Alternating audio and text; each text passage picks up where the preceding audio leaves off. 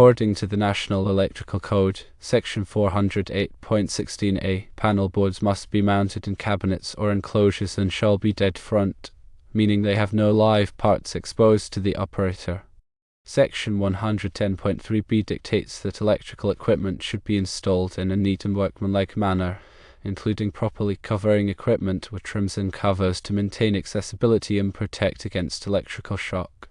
When a panel board is recessed due to additional drywall layers, creating a gap where the cover cannot properly cover the breakers, this violates both sections.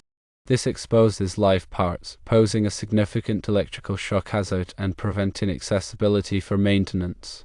The first step to correct the panel installation is to remove the additional drywall layers around the panel to make it flush with the wall.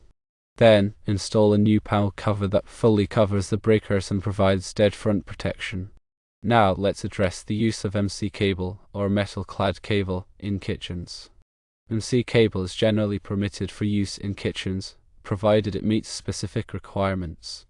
Section 334.10 states that MC cable must be secured and supported at intervals not exceeding 6 feet, which is approximately 1.8 meters, and within 12 inches, or 305 millimeters, of every outlet box or other enclosure.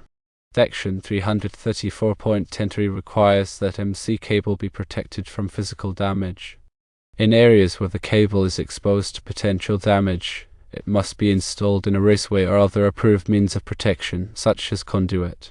To ensure proper MC cable installation in a kitchen environment, firstly, secure the MC cables properly to the walls and ceiling, as specified in the NEC.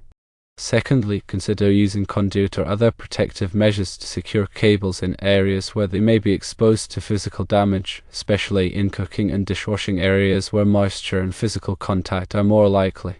Following these guidelines will help ensure a safe and compliant electrical installation in kitchens and other areas where electrical panels and MC cables are used.